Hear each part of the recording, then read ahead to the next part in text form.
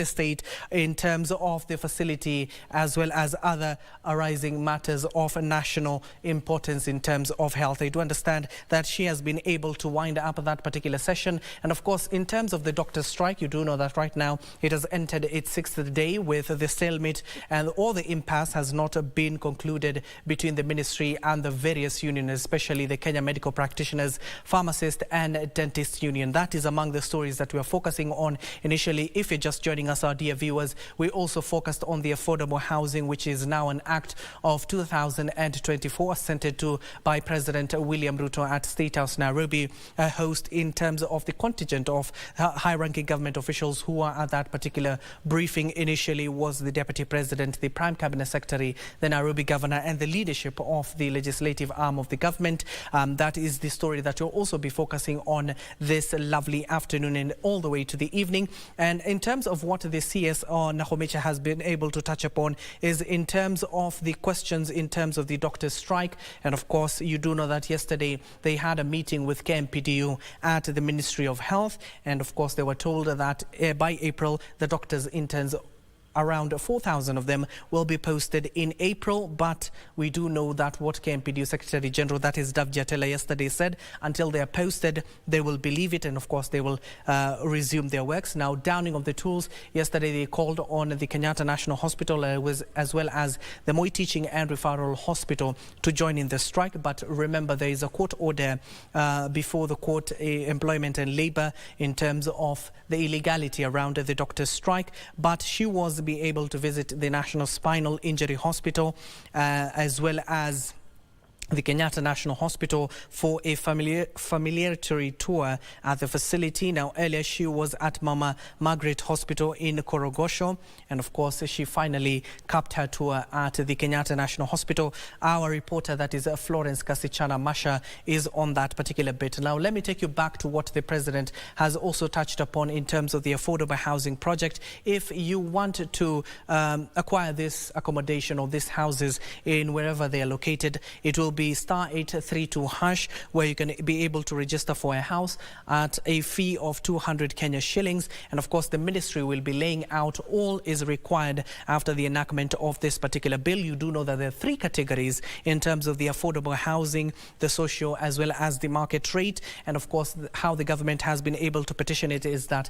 the affordable housing will be forming 50% of the houses, social will be forming 20%, and the market rate housing will be forming 30%. They're all coming with their own mortgage rate. For the affordable housing, it will be 6%, social will be 3%, and then finally the market rate will be 9%. Now, you do know that the government has been focusing on slum areas, and of course, you even heard from one of the presenters during the panel session. They said they don't want to be called Vitongoji Duni slum areas. From now, they want to be called Baraka Estate or any other estate in terms of upgrading their standards. Now, the panel consisted of construction workers, plumbers, and electricians. We saw the President assuring them that they will be able to get ample pay and in due course. And of course, the rates that have been accompanying that, given that materials will be sourced locally as well as labor. And of course, some of them even assured the President they will be the first people to be able to get those houses, given that they have been able to work upon it. Now, the caveat to the bill is that now governors, through public participation, raise concerns on the national government implementing the house program, yet the function is devolved. Now, governors will form a county liaison committees to oversee the implementation of the program. They have now been onboarded on this particular project. Now, previously, the provisions of the new law, both employers and employees will be required to contribute at least 1.5% of their income towards the construction of the affordable houses. Now, what the procedure from Parliament is that Parliament passed this particular bill, now an act, both in the National and in the Senate in concurrence. And what the government is seeking is to employ 300 youths to work on those construction sites in all parts of the country, given that it has been segregated. Now, there is also another affordable housing initiative introduced by the Senate. That is the rural affordable housing, where of course people in Mashinani will also have an opportunity to be getting a chance to live in these accommodations.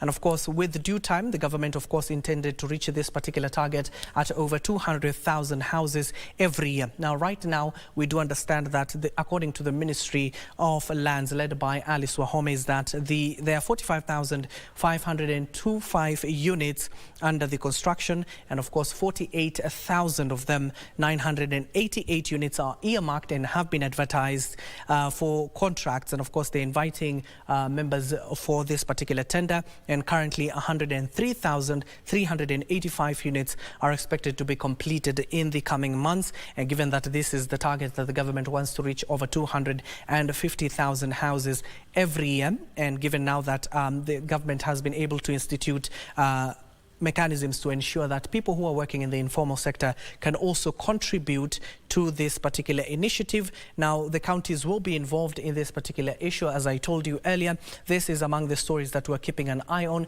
Even on the corridors of the Augusta House, you saw our very own KBC MD was before the PIC committee of the National Assembly. Also, we'll be getting more from our parliamentary reporters, as well as the latest on Susan Nahomecha. But for now, I need to hand you over back to your normal programming, given that this is the time that Tamrini Kurunzi is supposed to come in. Now, given to this particular latest developments, we'll not have that, and of course we'll have more for you in our subsequent bulletins at 1 p.m, 7 p.m. and 9 p.m. My name is Abdiaziz Hashim, and of course the co-anchors were Lenso Dingo and right now Susan Thuku. For now, good afternoon.